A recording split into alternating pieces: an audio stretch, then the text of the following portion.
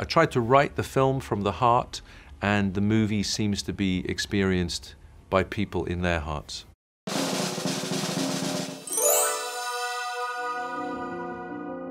I began the lockdown, and like many people, I think that there was a lot of introspection that we felt, and for me, this lockdown sent me to another lockdown, which was one I experienced when I was 9 years old in the north of Ireland. And my family were in a street which we shared with lots of other people we knew very well. We had a large extended family, but into that street came violence that we were not expecting. Our lives turned upside down, and I began to see in the story maybe some things that other people might recognize and empathize with. And my experience so far is that I've tried to write the film from the heart, and the movie seems to be experienced by people in their hearts.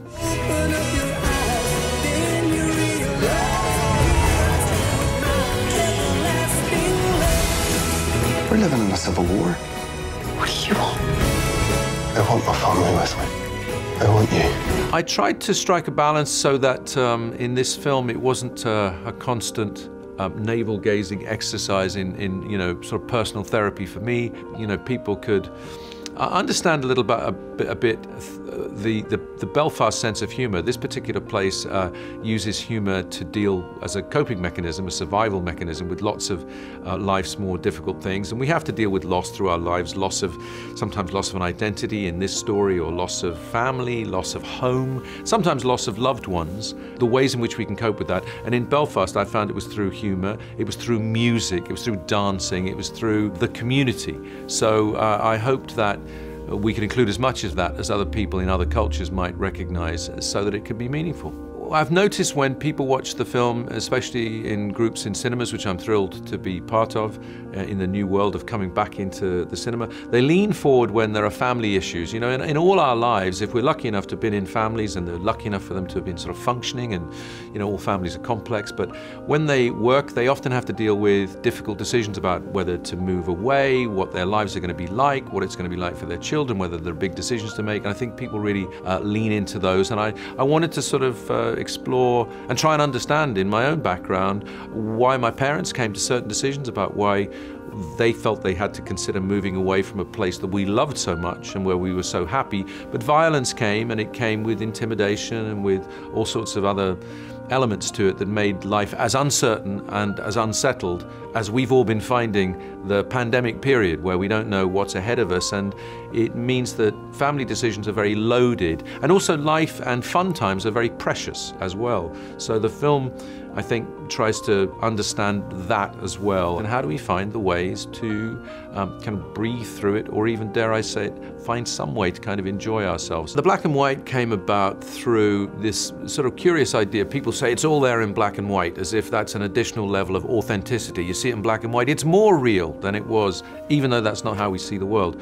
But black and white carries that kind of quality. It also has this kind of poetic quality. Belfast is in the north, it rains a lot, it can be quite grey, and for me there was always going to be a balance between seeing life in black and white, which photographically can be very beautiful. We use a kind of liquidy, velvety, silky black and white. I would call it a sort of Hollywood black and white, a way in which Buddy, our 9-year-old, saw the world sort of rather glamorously. And then when we use color in the movie, it kind of explodes into his mind in the same way as movies were exploding for me.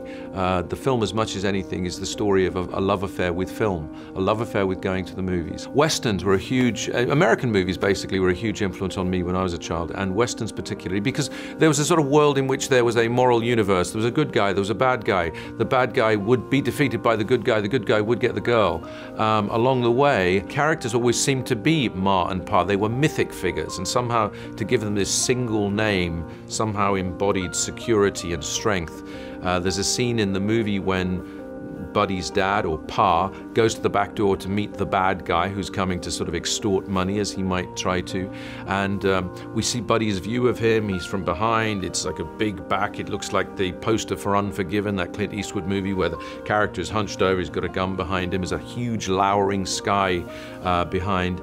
And for me, when we were doing it, I talked to the actors about this being the scene that you'd find in a Western where Pa goes to the gate of the homestead, and the bad guys have ridden in and they're going to threaten them, and Ma's in the background there with the kid. Those kind of tropes and myths were part of what, for this 9-year-old kid whose own life is being turned upside down, he's no longer settled, because literally the ground from beneath his feet has been lifted, the pavements have been lifted, now he's walking on sand, the paving stones are at the end of the street making a barricade, he now has to sign in and out of the street. How do you make sense of that? Well, he tries to make sense of it through what he knows from the movies. And in the movies, you know, there are sort of perfect people like Ma and Pa, and there are good guys who win. And there's a world where it's simpler, and somehow he tries to find a sense from the movies that he can sort of apply to his own very unsettled existence.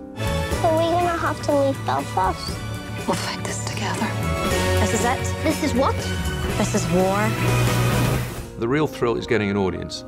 We've been very lucky that just being, if you're on the stage, you introduce a film, you see an audience packed full of people in a cinema. They're about to see a film that's got an audience packed full of people watching the cinema, and it underlines the beauties of this communal experience. It's just exciting to be back making films, having people watch films, and anything that will encourage people back into movie theaters for me is exciting. If this film is part of that, and I've watched a lot of wonderful films this year, but if we're part of that, that is super exciting. I couldn't be more thrilled that a personal story like this is resonating for people around the world. It's a big, big, big thrill, and it feels like a real gift.